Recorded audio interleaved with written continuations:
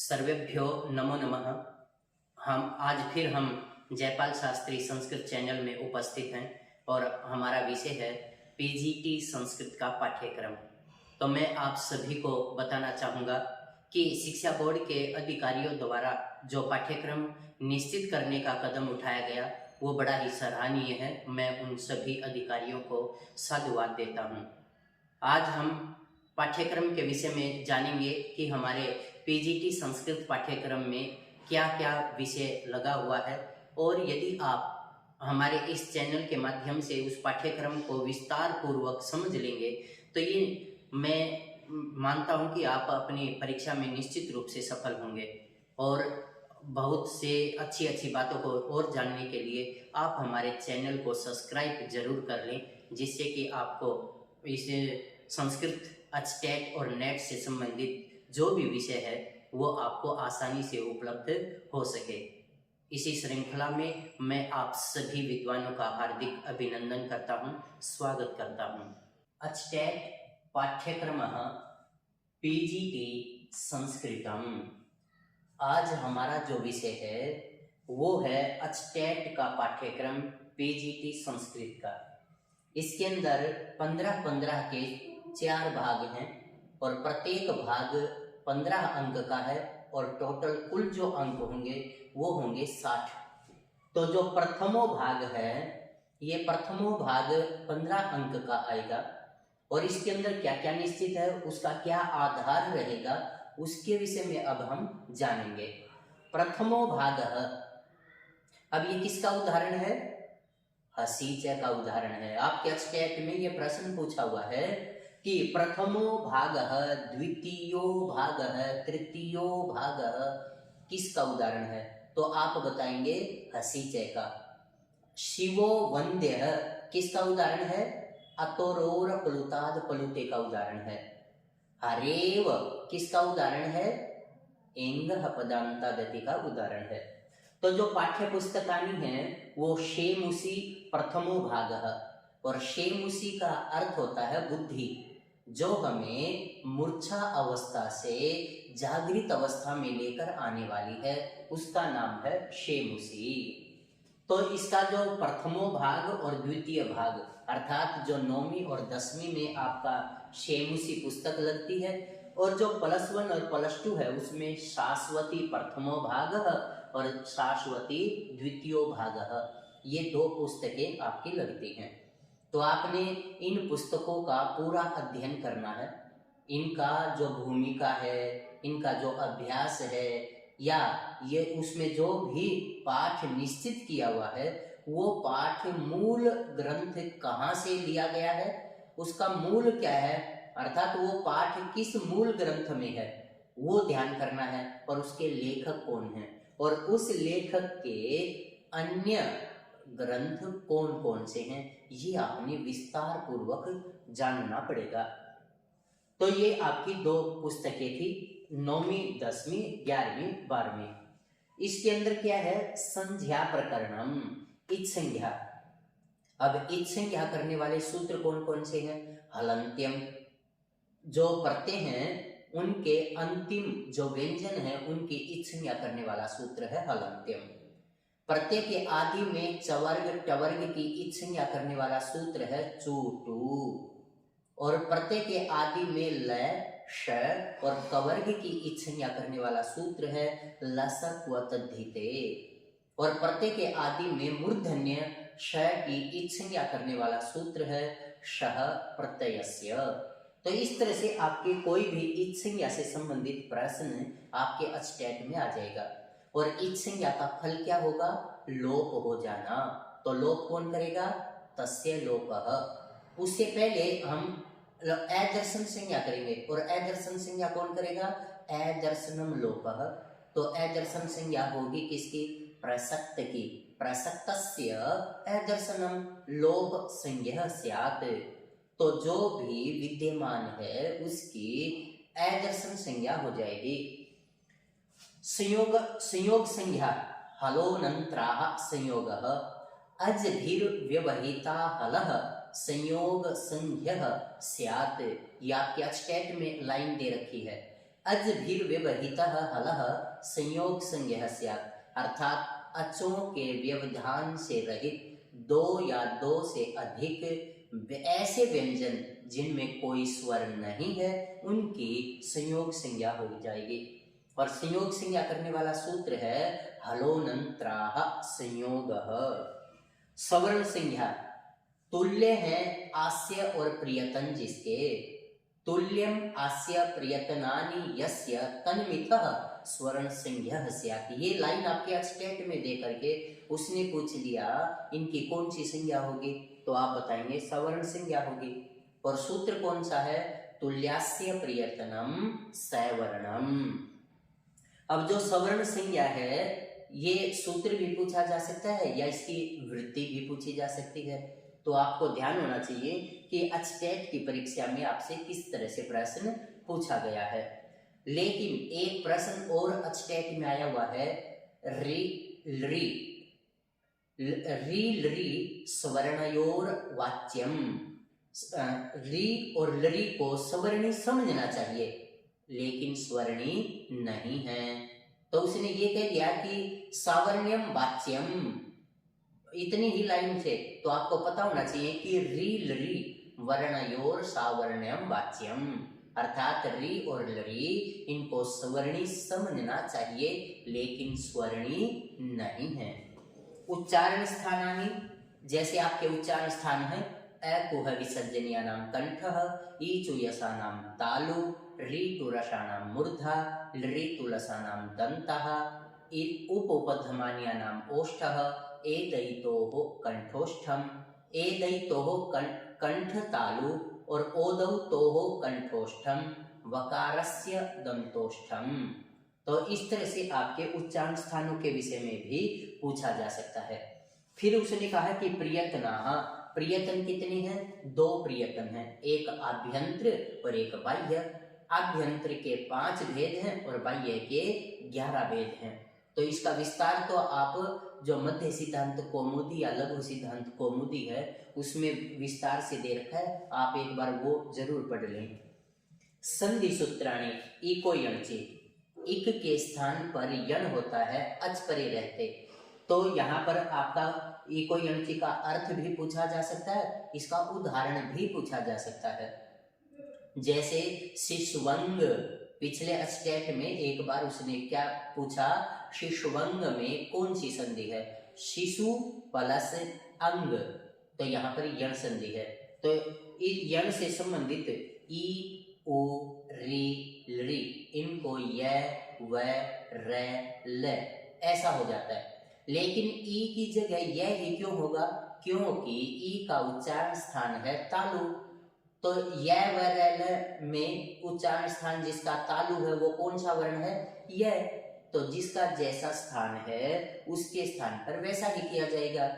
और ये बात बताने वाला सूत्र कौन सा है, इसी को प्रसंग के सदृश कार्य करने वाला सूत्र भी बोलते हैं। जो आपके स्टेट में एक बार ये लाइन पूछी हुई है कि प्रसंग के सदृश कार्य करने वाला सूत्र स्थाने अंतरतमः, और अचों को द्वित्व करने वाला सूत्र, अच से परे यर को द्वित्व करने वाला सूत्र अनचीच है। ये आपके स्टेट में पूछे हुए हैं। आगे कहता है कि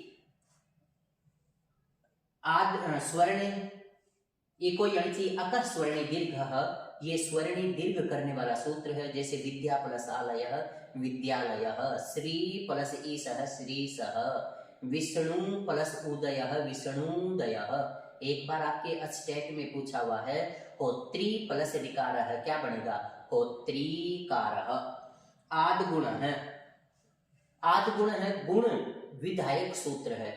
जैसे रमा प्लस ईशः रमेशः, उप प्लस इंद्रः उपेन्द्रः, गंगा प्लस उदकम गंगोदकम, कृष्ण प्लस रिद्धि कृष्णर्धिः, तव प्लस लृकारः तवलकारः।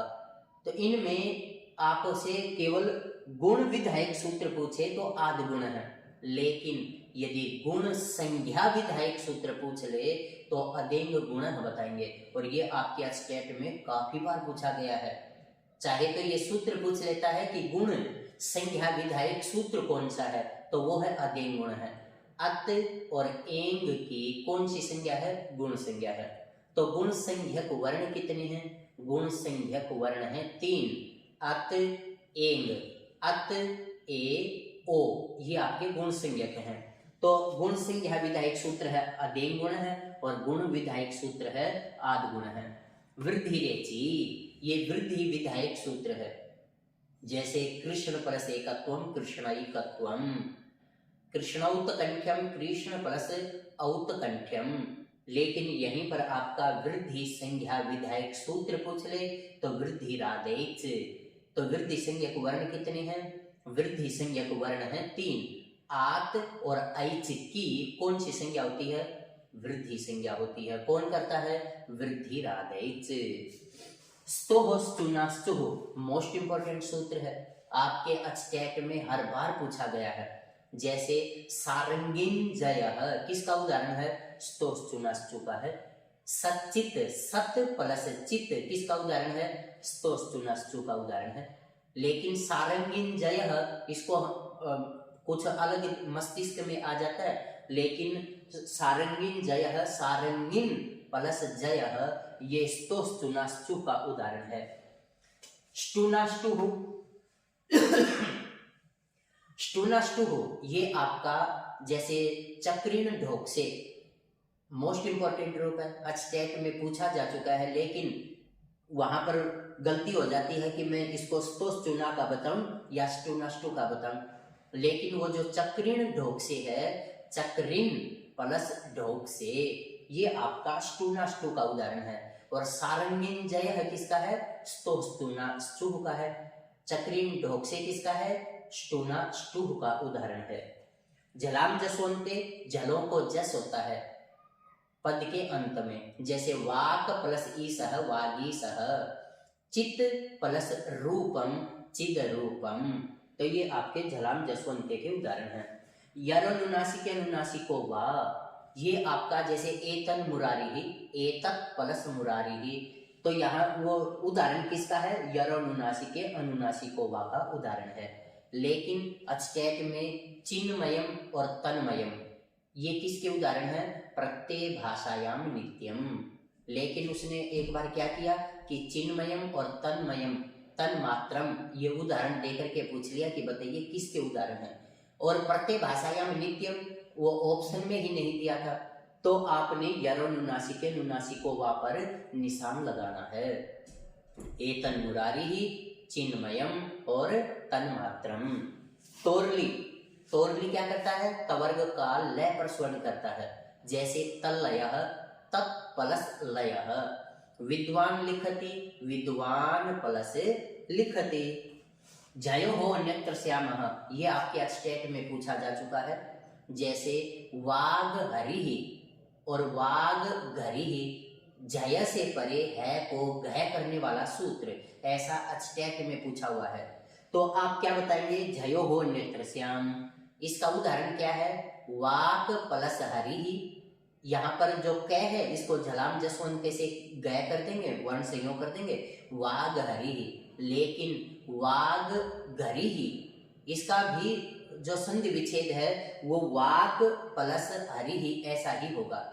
तो वहां पर आप क्या करेंगे? जैसे ही आप जलाम जसवंते लगा करके कै को गय कर लेंगे वाग प्लस हरि ही, तो यहाँ है को गय कर देगा जयो हो नेत्र श्याम, तो आपका रूप बन जाएगा वाग घरी ही। मोस्ट इंपोर्टेंट रूप है और आपके स्टेट में काफी बार पूछा जा चुका है।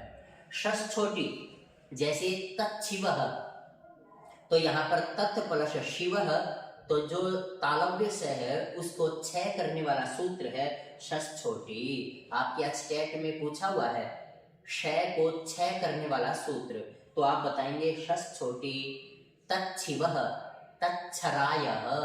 यही आपके हिंदी में भी पूछ लिया कि तच्छराय कैसा है? वो छत्व का उदाहरण है। तो इस तरह से आप ध्यान रखें कि जहां पर भी शय को छह हुआ है वो सस छोटी का उदाहरण है। और मोनुस्वार है, ये क्या करता है? ये जहां पर भी पद के अंत में मकार आ जाएगा उसको अनुस्वार करने वाला सूत्र है, लेकिन वो पद के अंत में होना चाहिए तो ही मैं को अनुस्वार करेगा। यदि पद के बीच में मकार नकार आ जाएगा तो उसको यदि अनुस्वार करना है तो वो नश्चा पदांतस्य झली करेगा। तो यहाँ पर आपका क्या है, मोनुस्वार है। तो हरिम वंदे, तो हरिम प्लस वंदे, तो ये जो मैं है इसको अनुस्वार कर देगा मोनुस्वार, हरिम वंदे।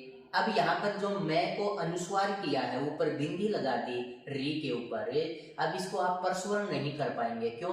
क्योंकि ये जो वह है ये किसी वर्ग में नहीं आता। तो हमारे वर्ग कितने हैं? हमारे वर्ग है 5, कु चु टू तू पु, इन्हीं की वर्ग संज्ञा होती है। इन्हीं को हम क्या बोलते हैं? उदित बोलते हैं। और उदित संज्ञा करने वाला सूत्र है अणुदित सवर्णस्य चा प्रत्ययः। और प्रत्याहार संज्ञा करने वाला सूत्र कौन सा है? आदिरंतेन सहिता। हर अचटेट में पूछा गया है। तो आप इन सूत्रों को अच्छे से यदि कर लेंगे तो निश्चित रूप से आप इस परीक्षा में सफल हो पाएंगे। तो मनुस्वार के बाद है अनुस्वार से यही परस्वर्ण। जैसे आपने शांत रूप किया, साम प्लस तह, तो वो जो मैं है उसको आपने अनुस्वार कर दिया, साम प्लस तह। अब परे क्या आ गया? कवर्ग तय। तो अनुस्वार से यही परस्वर्ण, परस्वर्ण कर देगा। और जो अनुस्वार है उसको परस्वर्ण क्या होगा? तय का न। तो सान प्लस तह शांतः। अंकितः अम प्लस कितः, ये जो मैं है इसको अनुस्वार कर दिया अ प्लस कितः। और जो अनुस्वार किया है आपने वो परे क्या है? कवर्ग। तो कै ख ग घ ङ, तो कवर्ग का पंचम अक्षर बन जाएगा अंकितः। तो इस तरह से आपका ये अनुस्वार से यही परस्वर्ण है। नमो हर्षवाद अचि नमुन नित्यम, मोस्ट इंपोर्टेंट सूत्र है। और इसके 3 उदाहरण हैं और हर अचटेट में तीनों में से कोई ना कोई एक उदाहरण जरूर पूछा जाता है। जैसे नमो हर्षवाद अचि नमुन नित्यम, इसके 3 उदाहरण है। पहला है प्रत्यंग आत्मा, यहाँ पर न जो है डबल रहेगा, प्रत्यंगात्मा। लेकिन जब आप इसका संधि विच्छेद कर देंगे तो ये जो न है, अड़ जिसे बोल देते हैं, ये आपका सिंगल रहेगा, प्रत्यंग प्लस आत्मा। तो यहाँ पर आपका ये जो उदाहरण सूत्र है इसका उदाहरण है। दूसरा उदाहरण है सुगणीसः, सुगण प्लस ईसः। लेकिन यहाँ पर अणुट का आगम हो जाएगा तो अण डबल हो जाएगा जब आप संधि कार्य कर लेंगे, एक शिरोरेखा लगा देंगे तो सुगणीसः। लेकिन जैसे ही संधि विच्छेद करेंगे तो अण सिंगल रह जाएगा, सुगण प्लस ईसः। सन्नच्युतः, सन प्लस अचयुतः। तो यहाँ पर जैसे ही आप नमो हर्षवाद अचि नमुन नित्यम सूत्र लगाएंगे तो नुट का आगम हो जाएगा और संधि कर देंगे तो डबल न आ जाएगा, सन्नच्युतः। और उसी प्रकार जो आपने प्रत्यंग आत्मा किया है, प्रत्यंग प्लस आत्मा, तो वहां मुट का आगम हो जाएगा और मुट का आगम करेगा नमो हर्षवाद अचि नमुन नित्यम। तो आपके 3 उदाहरण है प्रत्यंगात्मा, सुगणीसः, सन्नच्युतः। विसर्जनीय से सह, ये विसर्गों को सह करने वाला सूत्र है। जैसे विष्णु प्लस त्राता, आपके स्टेट में पूछा हुआ है ये कि विसर्गों को सह करने वाला सूत्र विसर्जनीय से सह। और एक बार उसने विष्णु प्लस त्राता दे दिया और ऑप्शन में पूछ लिया कि बताइए क्या आएगा, तो आप उसको विसर्गों को क्या कर देंगे? सह बना देंगे और आपका रूप बन जाएगा विष्णुस्त्राता। उसके बाद आपका आता है स सजुस और रूह। स और सजुस के श को रू करने वाला सूत्र है। जैसे शिवो वंद्य, शिवस प्लस वंद्य, तो यहाँ जो शिवस का स है उसको रू करने वाला सूत्र है स सजुसो रूह। अतोरोर प्लुताद प्लुते, शिवो अर्च्य, जहाँ एस का निशान होता है तो वो आपका अतोरोर प्लुताद प्लुते का उदाहरण है। लेकिन प्रथमो भाग है, यहाँ एस का निशान नहीं है, तो ये आपका हसीच का उदाहरण है। तो ये जो अतोरोर प्लुताद प्लुते है या जो हसीच है, यहाँ पर आपका क्या करेगा? ये से को रू कर देगा, लेकिन परे ए होना चाहिए। यदि ए है तो ये से को रू करेगा। असीचे क्या करेगा? हस प्रत्याहार परे रहते रू को ऊ करेगा, लेकिन ये ए मांगता है, ये हस प्रत्याहार परे मांगता है। भो भगो अगो ए पूर्वस्य योसी, आपके स्टेट में आ चुका है। भो भगो, इस तरह से ये आपका भो देवाई है, ये इसका उदाहरण है। भो देवाई है, यह में छोटी की मात्रा और है देवाई है, तो ये आपका भो भगो अगो ए पूर्वस्य योसी का उदाहरण था। ढ्रै लोपे पूर्वस्य दीर्घोण है, मोस्ट इंपॉर्टेंट है, आपके स्टेट में काफी बार पूछा जा चुका है। इसके उदाहरण है पुनारमते, शंभुराजते, हरिरम्य, अंतरराष्ट्रीय। अब यहाँ पर जैसे आपने अंतरराष्ट्रीय सुना होगा, लेकिन यदि शुद्ध आ जाए तो आपने बताना है अंतरराष्ट्रीय, और राष्ट्रीय की जो ई है वो भी ह्रस्व आएगी, छोटी ई लगेगी, अंतरराष्ट्रीय ऐसा रूप बन जाएगा। तो यहाँ पर ये जो ढ्रै लोपे पूर्वस्य दीर्घोण है, ये रोरी और ढ्रै लोपे पूर्वस्य दीर्घोण है। पुनारमते, हरिरम्य, शंभुराजते, ये आपके ढ्रै लोपे पूर्वस्य दीर्घोण के उदाहरण हैं। आगे आपकी जो इसी जो दूसरा भाग है, इसी का जो एक तीसरा भाग दिया है, इसमें अव्ययी भाव समास है। आपके स्टेट में परिभाषाएं पूछ लेता है कि प्रायेण पूर्व पदार्थ प्रधान अव्ययी भाव समास, तत्पुरुष प्रायेण उत्तर पद प्रधान तत्पुरुष, कर्मधार्य यत्र विशेष्य विशेषण भवति तत्र कर्मधार्य समासः भवति। द्विगु प्रायेण पूर्व संख्यावाची पद यत्र भवति, पदम यत्र भवति तत्र द्विगु समासः भवति। किंतु पंचगंगम, द्वियमुनम, द्विमुनि, त्रिमुनि, ये आपके अव्ययी भाव समास के उदाहरण हैं। तो ये आप ध्यान रखें, कहीं आप पूर्व संख्यावाची शब्द को देख करके द्विगु बतला दें, ऐसा नहीं है। द्वादश, अब यहाँ पर क्या है, दोनों ही संख्या आ गई, इसलिए वो आपका द्वंद्व समास में चला जाएगा। जहां पर दोनों ही पद संख्यावाची हो जाए, द्वादश, द्वौ च, दश च, त्रयोविंशतिः, त्रयः च, विंशतिः च, तो ये आपका द्वंद्व समास हो जाएगा। आपका है द्वंद्व, अर्थात उभय पदार्थ प्रधान द्वंद्व, जहां पर दोनों ही पद प्रधान हो वहां पर आपका द्वंद्व समास होगा। जैसे माता पितरौ, हरिहरौ, शिव केशवौ, तो इस तरह से आपका ये द्वंद्व समास। बहुव्रीहि, अन्य पदार्थ प्रधान बहुव्रीहि, जहां पर कोई अन्य ही पदार्थ पर प्रधान होगा वो आपका बहुव्रीहि समास कहलाएगा। जैसे कंठे कालः, पीताम्बरः, प्राप्तोदकः, प्राप्तोदकम, तो इस तरह से आपने एतेषां समासानां सामान्य परिचयः। तो यहाँ हमने स्टेट के जो पीजीटी संस्कृत का जो पाठ्यक्रम है उसके तहत पाठ्यक्रम का जो पहला भाग और दूसरा भाग देखा है। अब हम तृतीय भाग के विषय में, इसमें 4 भाग हैं, अभी 2 भाग देखे हैं, अभी हम तृतीय और चतुर्थ भाग भी देखेंगे। स्टेट पाठ्यक्रम का पीजीटी जो संस्कृत है उसका ये तृतीय भाग है। जो आपका पाठ्यक्रम है पीजीटी का, उसको 4 भागों में बांटा हुआ है और प्रत्येक भाग 15 अंक का है। तो टोटल जो संस्कृत के आएंगे वो आपके 60 नंबर आएंगे।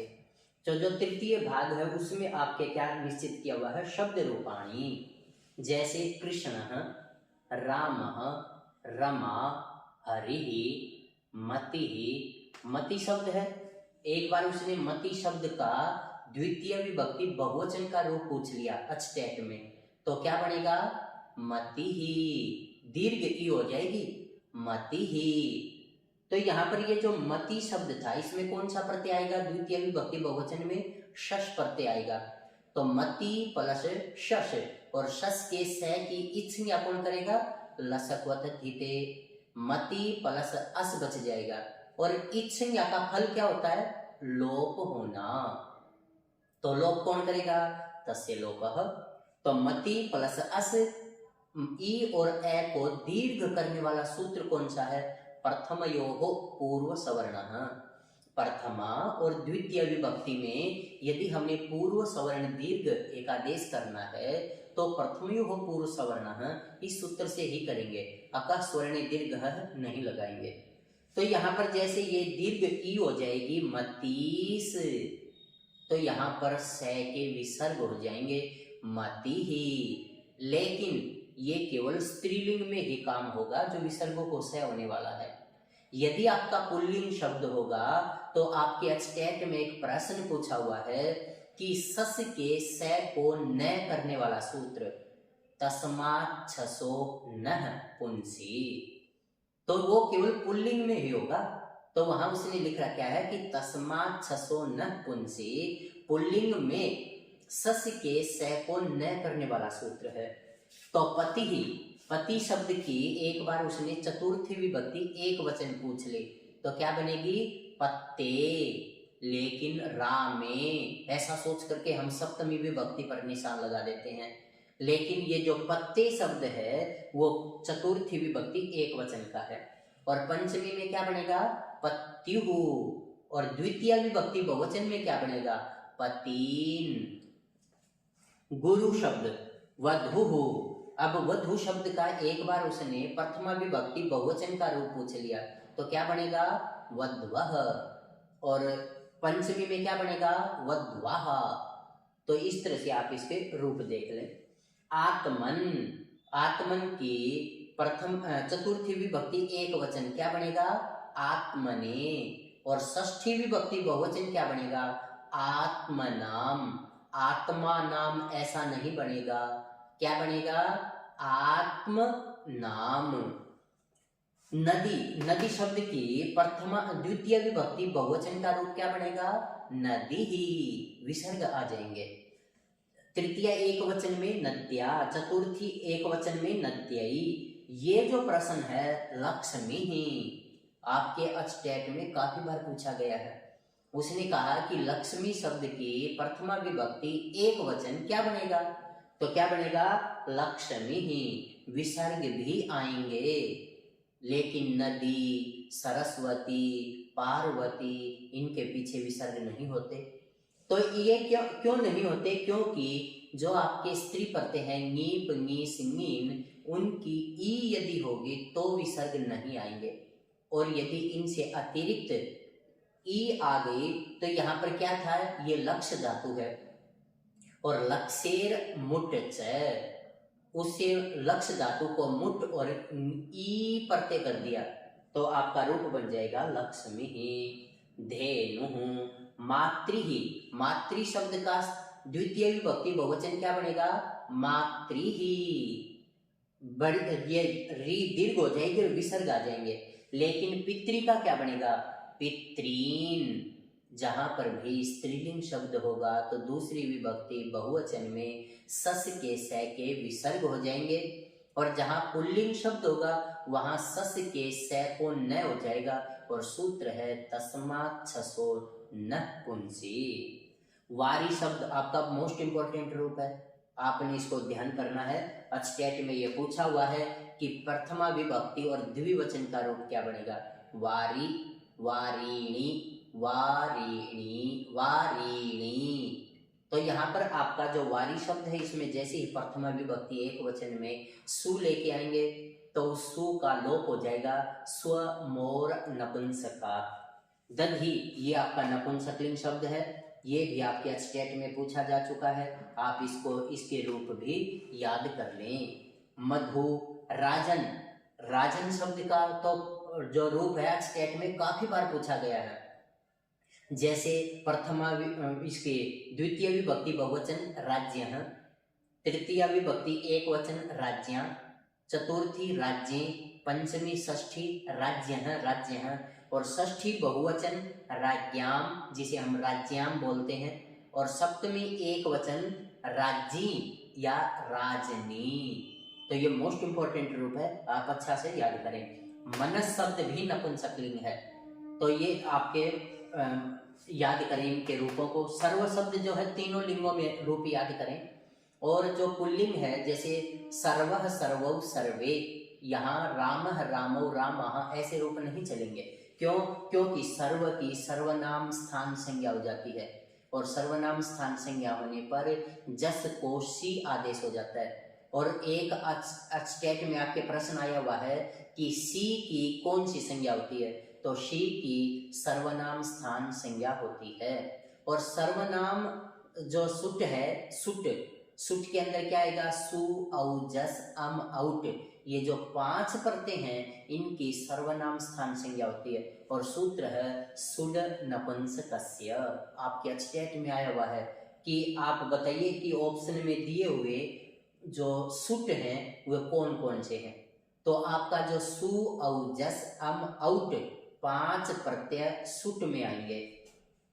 तो सर्व के आपने तीनों लिंगों में रूप याद करने हैं, तत् के तीनों में याद करने हैं, ए तत् के तीनों लिंगों में, इदम आपके स्टेट में प्रश्न इनमें से आ चुके हैं।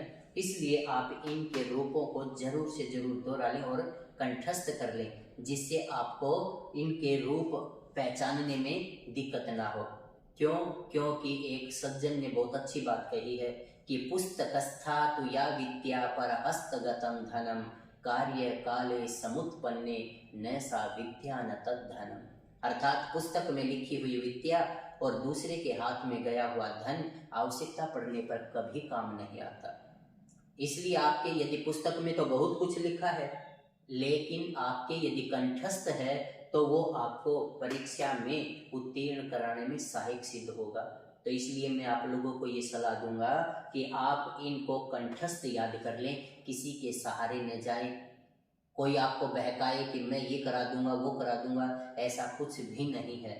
तो आप मेहनत करें, परिश्रम करें और आप निश्चित रूप से सफल होंगे। क्यों? क्योंकि उद्यमेन हि सिद्ध्यन्ति कार्याणि न मनोरथैः न हि सुप्तस्य सिंहस्य प्रविशन्ति मुखे मृगाः। तो आपने अस्मद का रूप काफी बार पूछा गया है। एक आपने ये भी याद करना है कि अस्मद शब्द में न है कितनी बार आया है और जो नो है वो कितनी बार आया है। दूसरा युष्मद शब्द को आपने कंठस्थ करना है और इसके अंदर वह और वाम कितनी बार आया है ये भी ध्यान करना है। ये है आपके धातु रूपाणी। इसमें परसमयी पदी है, भू धातु है, पठ है, अस है। अस धातु का एक रूप उसने स्टेट में पूछा हुआ है कि लोट लकार मध्यम पुरुष एक वचन क्या बनेगा, एधी। और अस धातु लंग लकार मध्यम पुरुष एक वचन क्या बनेगा, आसीही। तो इस तरह से आप इनके रूप जरूर ध्यान कर लें। क्री, आपके जो क्री धातु है ये उभयपदी है। क्यों? क्योंकि 2 क्रिया धातु है और इसके परस्मयी रूप भी होते हैं और आत्मनेपदी भी होते हैं। तो आपने इनके जो है 10 रूप लकार जो है उनमें याद करने हैं।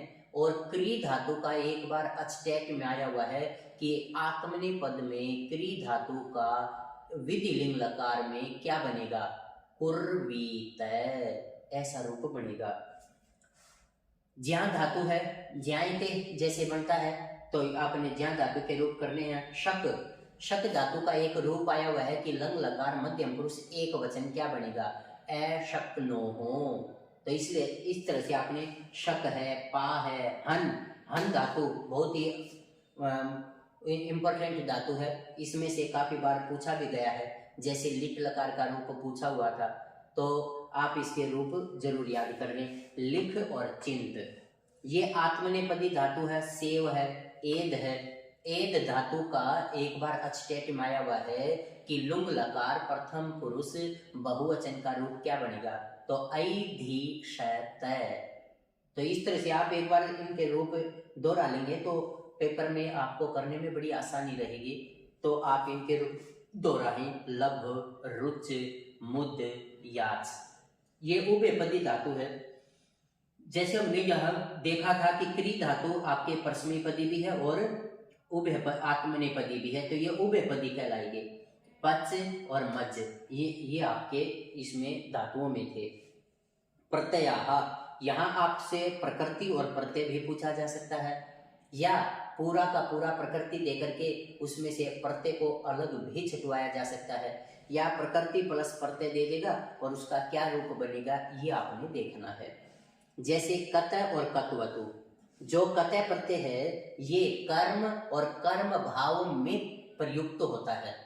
जो कत है ये केवल कर्तरी और कर्तृभाव में ही प्रयोग किया जाता है और इन दोनों की निष्ठा संज्ञा होती है, जो आपके अचटेट में काफी बार पूछा गया है कि निष्ठा संज्ञक प्रत्यय कितने हैं। तो दो ही प्रत्यय हैं आपके निष्ठा संज्ञक, कत और कत्वतु, और सूत्र है निष्ठा संज्ञा करने वाला कत कत्वतु निष्ठा।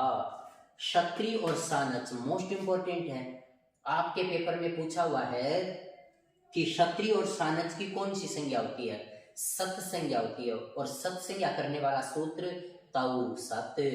लेकिन यदि अकेला सानच और कानच की यदि पूछ ले तो आपने आत्मनेपद संज्ञा बतलानी है।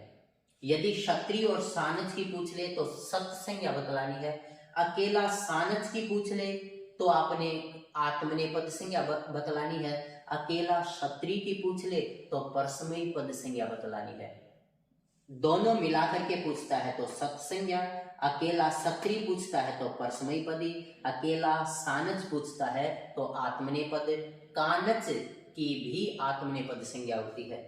कत्वा, कत्वा की कौन सी संज्ञा होती है, अव्यय संज्ञा होती है, और कत्वा प्रत्यय जब अव्यय कर देंगे, कत्वा तो सुन का सुन है तो अव्यादाप सुख से उसका सु का लोप हो जाएगा, तो पठित्वा हसित्वा खादित्वा ऐसा बन जाएगा।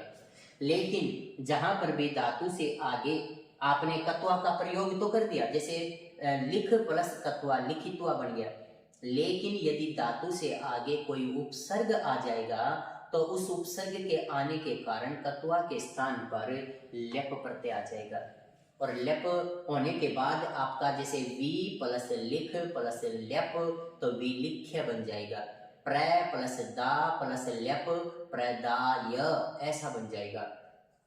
तो ये आप ध्यान दें कि जहां पर भी अकेली धातु के साथ यदि कत्वा जोड़ा है तो जैसे पा प्लस कत्वा पीत्वा, लेकिन यदि धातु से आगे उपसर्ग आ जाएगा तो कत्वा के स्थान पर लेप प्रत्यय आ जाएगा। लुट, लुट प्रत्यय का जो है यू बचता है और यू को यू और नाकऊ से अन आदेश हो जाएगा।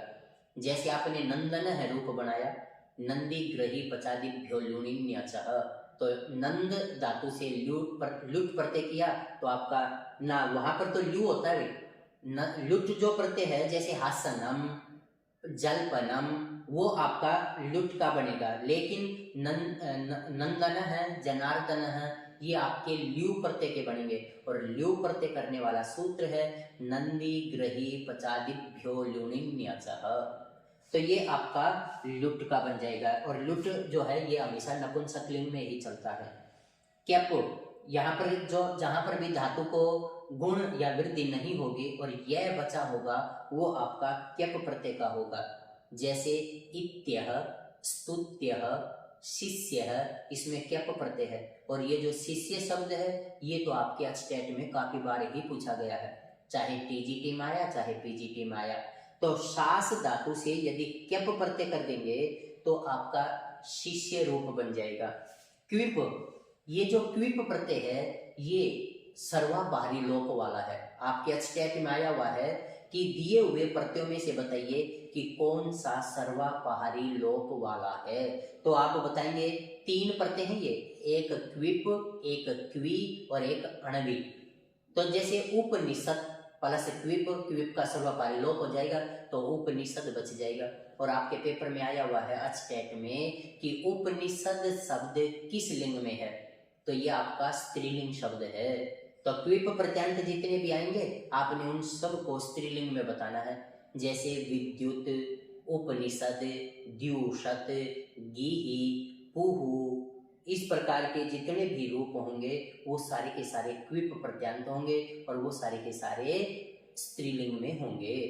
आधि, व्याधि, समाधि, विधि, संधि, ये सारे के सारे पुल्लिंग शब्द हैं, लेकिन सुनने में कैसे लगेंगे, जैसे ये स्त्रीलिंग हो। महिमा, ये किस लिंग में है, ये आपका पुल्लिंग है। तो इस तरह से आपके जो घय प्रत्यांत है वो सारे के सारे पुल्लिंग होंगे, जैसे पाकः तो वो आपका पुल्लिंग है। तो यहाँ आपने क्या देखा कि जैसे ये क्विप है तो क्विप का सर्वापारी लोप हो जाता है। तुमुन, इसका तुम शेष बचेगा, जैसे पठी तुम, हसी तुम, खादी तुम, और इसकी अव्यय संज्ञा हो जाएगी। और अव्यय संज्ञा करने वाला सूत्र है कृण्मे जन्तः। ये आपके अचटेट में एक बार पूछा भी हुआ है कि मांत और एदंत की कौन सी संज्ञा होती है, और वो होती है अव्यय संज्ञा। और अव्यय संज्ञा करने वाला सूत्र कौन सा है, कृण्मे जन्तः। जैसे तुमुन और अणमुल, स्मारम समारम, ये आभिक्षण्य है, और आभिक्षण्य द्विरुक्त को बोलते हैं। तो आपका आगे है तव्यत, तव्य और अनियर। ये जो तव्यत, तव्य और अनियर हैं, ये कर्म और कर्म भाव में प्रयुक्त होते हैं। जैसे मया पाठः पठनीयः, आपका कर्म पुल्लिंग, स्त्रीलिंग, नपुंसकलिंग, वैसे ही आपकी क्रिया लगेगी। जैसे मया पाठः पठनीयः, मया गीता पठनीया, मया काव्यम पठनीयम। उसी प्रकार आप पठितव्यः, पठनीया, पठितव्यम ऐसा प्रयोग कर सकते हैं। प्रत्यय अलग अलग हैं लेकिन अर्थ एक जैसा ही होता है। केलिमर मोस्ट इंपॉर्टेंट प्रत्यय है। आपके अस्टेट में एक बार ये पूछा हुआ है कि पचेलीमा, भिदेलीमा में कौन सा प्रत्यय है, तो केलिमर है। और केलिमर प्रत्यय करने वाली वार्तिक है, केलिमर उपसंख्यानम। तो ये इस आपका मोस्ट इंपॉर्टेंट प्रत्यय है केलिमर। तो आप बड़े ध्यान से एक बार इसको देख लें। णत, णत में यह बचेगा, जैसे कार्यम, धार्यम। तो ये आपके णत प्रत्यय के उदाहरण हैं। और णत प्रत्यय के जो विकल्प है उसमें क्यप प्रत्यय होता है, जैसे कृत्यम, वृष्यम, ये आपके विभाषा त्रिवृषोह सूत्र है, वो आपका क्यप प्रत्यय करेगा। और री हलो णत, ये आपका णत प्रत्यय कर देगा। यत, अचो यत, जो अंतिम अच वाली धातु है उसके अंदर आपका यत प्रत्यय हो जाता है, जैसे चेयम, जेयम। और पवर्गांत धातु है उनसे भी यत हो जाता है, जैसे सप्यम, लभ्यम, सखी सहोश्च, वो भी यत करता है, सख्यम, सहियम। तो इस तरह से ये आपका यत का था। घय, घय प्रत्यांत जो है ये आपका पुल्लिंग है। जैसे पच धातु से घय करेंगे तो पाकह रूप बन जाएगा, और जब हम रंज धातु से घय प्रत्यय करेंगे तो रागह बन जाएगा। एक बार परीक्षा में आया हुआ है कि रज्यते अनेन इति क्या बनेगा, रंगः। रागः नहीं, रज्यते अनेन इति क्या बनेगा, रंगः। क्या बनेगा, रंगः। लेकिन घय प्रत्यांत जब कर्ण अर्थ में होगा तो रागः बन जाएगा। कतिन प्रत्यय जो है ये आपके स्टेट में पूछा हुआ है कि कतिन प्रत्यय किस लिंग में होता है।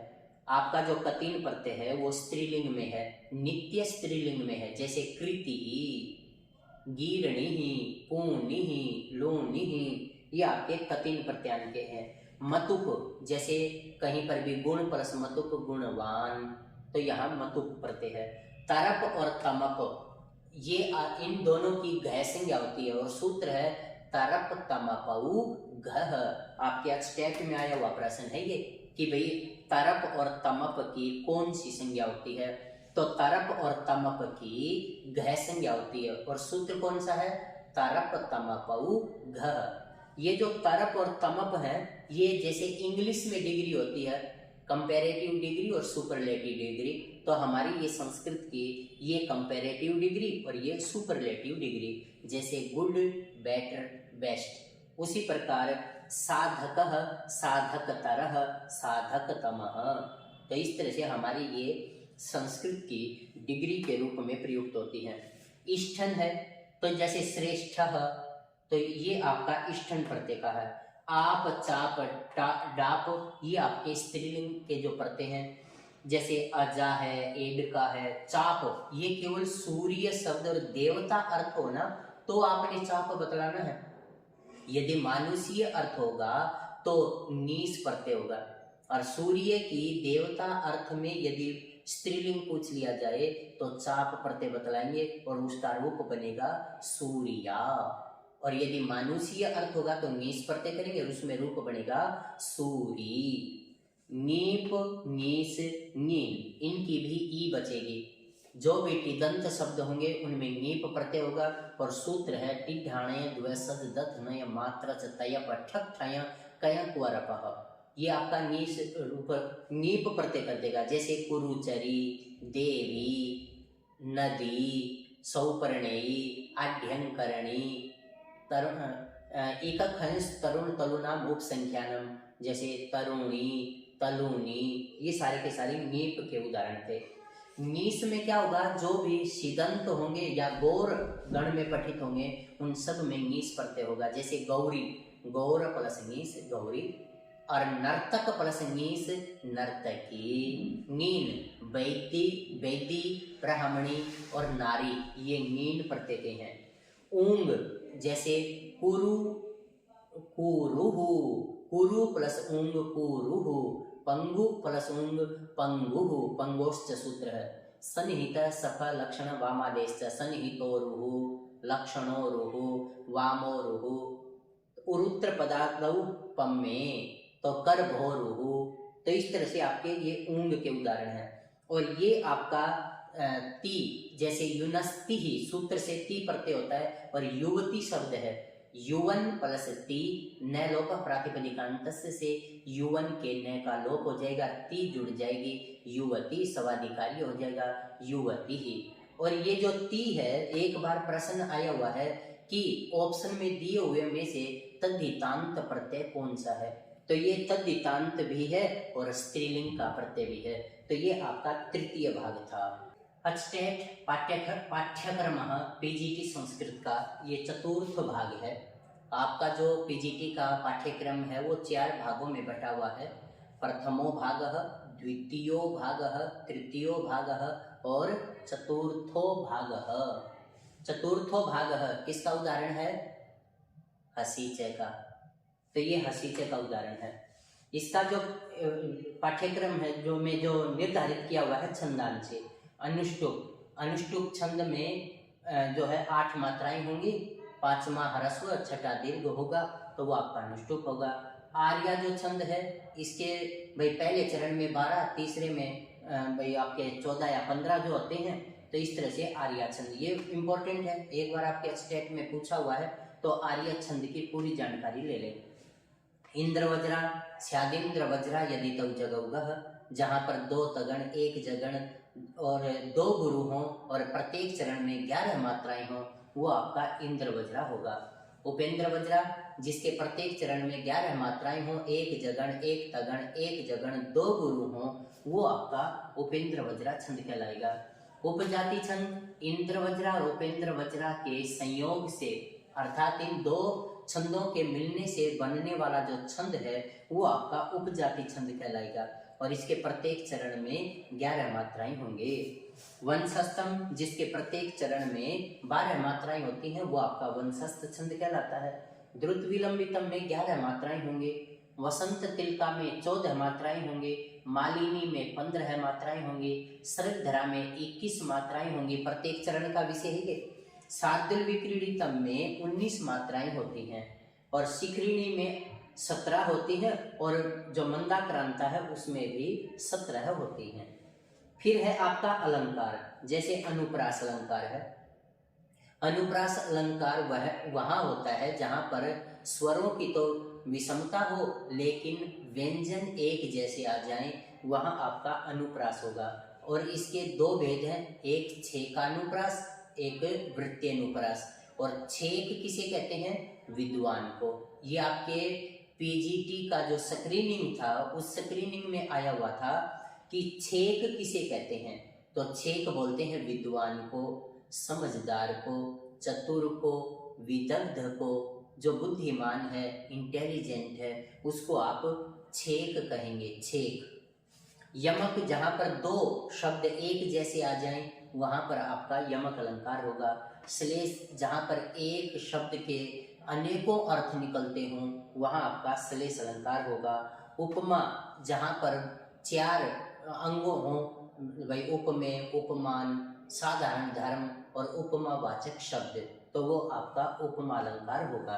अर्थांतरन्यास है, जहाँ पर सामान्य का विशेष से और विशेष का सामान्य से जहाँ पर भी तुलना कर दी जाए वहां पर आपका अर्थांतर न्यास अलंकार होगा।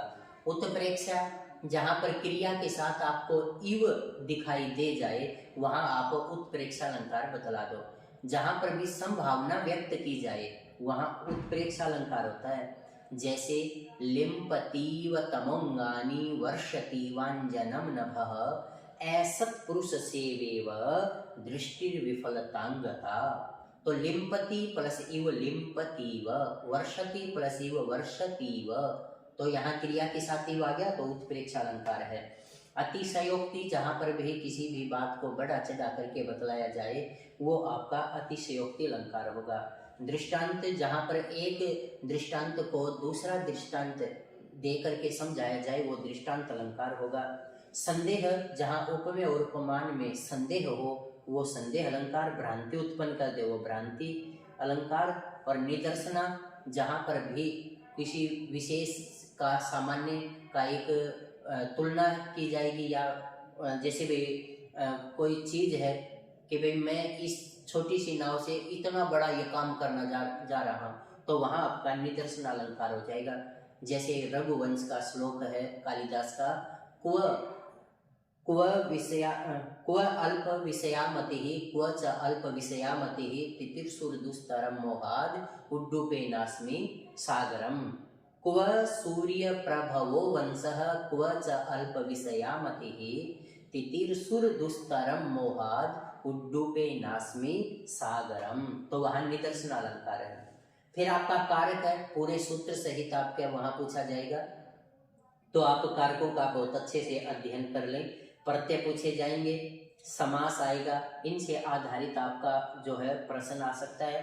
कोई भी समास का नाम भी पूछा जा सकता है, विग्रह भी करवाया जा सकता है या विग्रह दे करके उसका समस्त पद भी पूछा जा सकता है। जैसे उसका वाक्य दे देगा और वाक्य की संशुद्धि करा लेगा। जैसे रामः बालकम धनम ददाति, तो दा धातु के योग में चतुर्थी है, यहाँ बालक में द्वितीय लगा दी तो राम है बालकाय धनम ददाति। तो इस तरह से आपका वाक्य संशुद्धि भी करा लेगा। संस्कृत साहित्य का इतिहास, भाई आपका वैदिक साहित्य क्या है और लौकिक साहित्य क्या है, तो यहाँ आपका किस कवि की क्या रचना है, वो उसका काल क्या है, उसका जन्म स्थान क्या है, वो सारा का सारा आपने डिटेल से याद करना है। अलंकार शास्त्राणाम सामान्य अध्ययनम, जैसे नाट्य शास्त्र है और नाट्य शास्त्र के अंदर अलंकार कितने माने हैं 4। तो इस रचयिता कौन है? भरतमुनि। तो नाट्य शास्त्र का जो रचयिता है वो है भरतमुनि। तो इसकी एक सूक्ति है जो अभी मुझे ध्यान नहीं है लेकिन काफी बार वो अचटेट में आई हुई है। हम किसी अन्य वीडियो में बताएंगे कि भी जो नाट्य शास्त्र है उसकी ये जो सूक्ति है वो मोस्ट इम्पोर्टेंट है। काव्य प्रकाश है तो ये मम्मट का लिखा हुआ है। काव्य प्रकाश किस में विभक्त है? उल्लासों में। तो आपसे ये भी प्रश्न आ सकता है कि काव्य प्रकाश किस में विभक्त है? तो काव्य प्रकाश उल्लासों में विभक्त है। और कितने उल्लास हैं? 10 उल्लास हैं। और इसका रचयिता कौन है? मम्मट है। और मम्मट का काव्य लक्षण क्या है? शब्दार्थौ सहितौ। तो यहाँ पर इसका मम्मट का जो काव्य लक्षण है वो काव्य लक्षण है शब्दार्थौ सहितौ पुनः क्वापि अनलंकृति पुनः क्वापि काव्यम। और एक बार उसने स्टेट में प्रश्न पूछ लिया कि अनलंकृति किस लिंग में है और कौन सा वचन है, तो ये आपका स्त्रीलिंग है और द्विवचन में प्रयोग हुआ है। तो आप जो काव्य प्रकाश है इसके विषय में एक बार ध्यान से देख लें। जैसे गुण किसके हेतु हैं? उत्कर्ष के। गुणः उत्कर्ष हेतवः। और अपकर्ष के हेतु क्या है? दोष। दोषाः अपकर्ष हेतवः। तो ये लाइन आपके स्टेट में दी हुई थी, मुझे ध्यान आ गई इसलिए मैंने आपको बतलाया कि वे काव्य प्रकाश के विषय में एक बार आप अच्छा देख लें। साहित्य दर्पण किस में विभक्त है? परिच्छेदों में। और कितने परिच्छेद हैं? 10 परिच्छेद हैं। और साहित्य दर्पण के रचनाकार कौन है? कविराज विश्वनाथ। और विश्वनाथ का काव्य लक्षण क्या है? वाक्यम रसात्मकम काव्यम। और भाम का क्या है? शब्दार्थौ सहितौ काव्यम। ध्वन्यालोकः आनंदवर्धन। आनंदवर्धन जो 6 संप्रदाय हैं जैसे ध्वनि, अलंकार, रस, रीति। तो इस तरह से एक जो संप्रदाय है वो है ध्वनि। तो ध्वनि के आचार्य कौन है? आनंद वर्धनाचार्य। तो इस तरह से आपका ये स्टेट का पाठ्यक्रम था पीजीटी संस्कृत। तो आपके मेरे द्वारा जो आपको ये वीडियो उपलब्ध कराई गई है, इसके माध्यम से आप एक बार इसको पूरा सुनेंगे ना, यदि आपने सुन लिया है तो आपने बहुत अच्छे से इस पाठ्यक्रम को समझ भी लिया होगा। और मैं मानता हूं कि यदि आप पीजीटी संस्कृत का जो पाठ्यक्रम हमारे द्वारा जो वीडियो बनाई गई है वो अच्छी प्रकार से समझ ली है, और हमारे चैनल को सब्सक्राइब जरूर कर दें, जिससे कि आपको अन्य संस्कृत की जो भी वीडियो बनेगी वो आपको उपलब्ध हो पाए। और मैं आशा करता हूं कि आप यदि ये पाठ्यक्रम अच्छी तरह से समझ लिया है तो आप अपनी इस परीक्षा में निश्चित रूप से सफल होंगे, और मेरी शुभकामनाएं आप लोगों के साथ हैं। जय तु संस्कृतम, जय तु भारतम।